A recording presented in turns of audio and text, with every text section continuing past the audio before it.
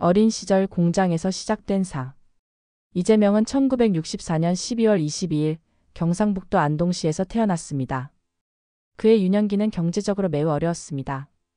6살 무렵 가족은 더 나은 삶을 찾아 경기도 성남시로 이주했고 어린 이재명은 초등학교 시절부터 가족의 생계를 돕기 위해 공장에서 일하기 시작합니다. 중학교 졸업 후 그는 고등학교에 진학하지 않고 성남 지역의 공장에서 본격적으로 노동을 시작했습니다. 이 과정에서 산업재해로 팔에 장애를 입게 되었고 이는 훗날 그의 삶과 인권 문제에 대한 시각에 큰 영향을 미쳤다고 평가받습니다. 이후 검정고시를 통해 고등학교 과정을 마쳤고 독학으로 대학 입시를 준비해 중앙대학교 법학과에 진학합니다. 이재명은 이 시기를 현실에 대한 분노와 억울함이 공부의 원동력이었다고 회고한 적이 있습니다.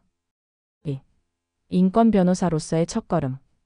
대학을 졸업한 후 사법시험에 합격한 그는 1990년대 초 성남 지역에서 변호사 사무소를 열었습니다. 주로 사회적 약자와 노동자, 철거민, 장애인 관련 사건을 담당하며 인권 변호사로 활동했습니다. 당시 그는 성남 지역의 철거 현장 문제, 무허가 주택 주민들의 법적 보호, 그리고 산재 노동자들의 권리 회복을 위한 소송을 다수 맡았습니다.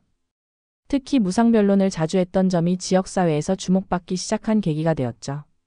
이 시기 이재명은 단순한 법률 대리를 넘어서 지역 시민운동에도 관여하며 사회참여의 폭을 넓혀갔습니다. 성남참여연대 활동, 공익변론, 지역 언론기고 등을 통해 공적 활동을 꾸준히 이어갔습니다. 3. 정치 입문 그리고 성남시장 당선. 2000년대 중반 이재명은 본격적으로 정치에 입문합니다.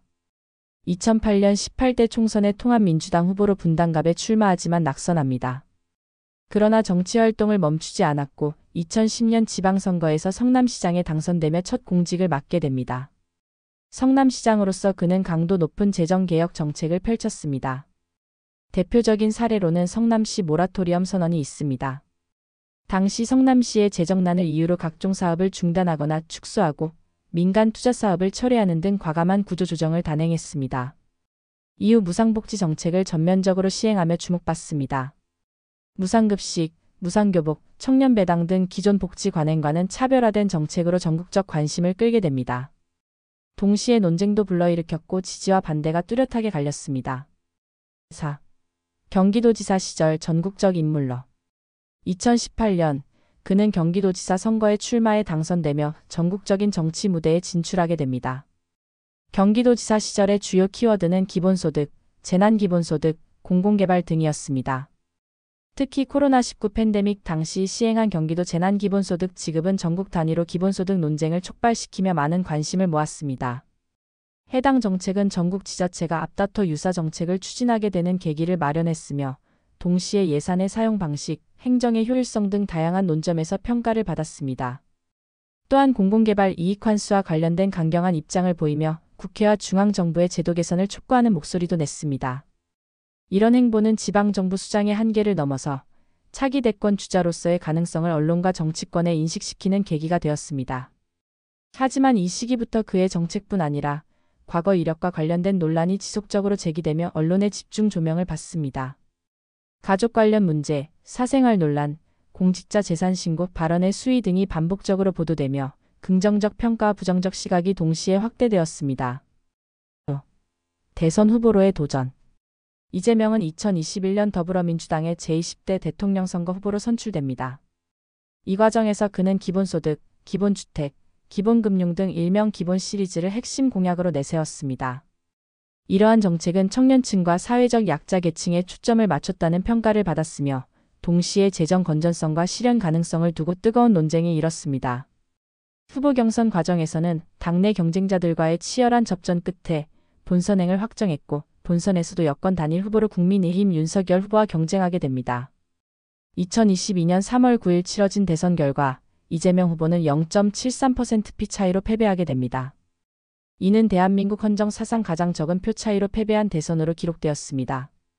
대선 직후 그는 정치는 끝났지만 삶은 계속된다며 한동안 휴식에 들어갔지만 곧이어 지방선거와 총선을 준비하며 다시 정치 전면에 나섭니다. 6. 국회의원 당선과 당대표 선출.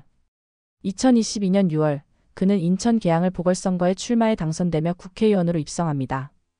이는 대선 패배 후 비교적 빠른 시점에 재등장한 사례로 주목을 받았고 정치권에서는 차기 대권을 향한 재정비로 해석되기도 했습니다. 이후 2022년 8월 더불어민주당 전당대회에서 당대표로 선출됩니다. 그는 전당대회 수락 연설에서 강한 야당, 유능한 야당, 대안을 제시하는 야당을 강조하며 정권 견제 역할에 집중하겠다는 입장을 밝힙니다. 당대표 취임 이후 이재명은 민생 우선, 검찰개혁, 사법 리스크 대응, 국회 정상화 등을 주요 의제로 삼았습니다. 한편으로는 당내 분열, 검찰 수사, 언론 보도 등 여러 가지에 직면하게 되었고 이 과정에서 정치적 논란이 이어집니다. 7. 사법 리스크와 정치적 대치. 이재명 대표는 취임 이후 여러 차례 검찰의 수사 대상이 되며 사법 리스크라는 표현과 함께 언론의 주목을 받습니다. 주요 사안으로는 성남 대장동 개발 특혜 의혹, 성남FC 후원금 의혹, 백현동 개발 사업 등이 있으며 이와 관련된 수사 및 소환 조사가 지속적으로 이어졌습니다. 국회에서는 이재명 체포동의안 표결이 2차례 이뤄졌으며 2023년에는 부결되었고 2024년에는 가결되어 구속영장 심사를 받았으나 법원은 이를 기각합니다. 이러한 일련의 과정에서 여야 간의 정치적 공방이 극심해졌고 언론 보도도 양극화 현상을 띠게 됩니다. 지지자와 반대자 간의 시각차가 뚜렷하게 드러나며 정치적 긴장 상태가 장기화됩니다. 한편 이재명은 자신에 대한 수사에 대해 정치보복이라 주장하며 정면 대응에 나서고 있으며 국회 연설과 기자회견 등을 통해 지속적으로 입장을 밝혀왔습니다. 8. 오늘날 이재명 정치 중심에 서 있는 인물. 2025년 현재 이재명은 여전히 야당 대표로 활동하며 정치 중심에 서 있는 인물입니다. 그는 민생 경제, 검찰개혁, 남북관계 개선 등을 주제로 정기적으로 입장을 밝히고 있으며 국회 내 발언권도 큰 편에 속합니다. 동시에 검찰 수사와 재판이 여전히 진행 중이며 향후 결과에 따라 정치적 입지 변화가 예상됩니다. 이와 함께 여권과의 대치 국면이 지속되면서 차기 총선과 대선에서도 주요 인물로 계속 거론되고 있습니다. 이재명의 정치적 행보는 단순한 상승곡선이 아닌 논란과 도전, 반대와 지지의 연속 속에서 진행되어 왔습니다. 그는 한국 정치에서 가장 극명하게 의견이 갈리는 인물 중 한 명이며 향후 어떤 길을 선택할지는 정치권 전반의 중요한 변수가 될 것입니다.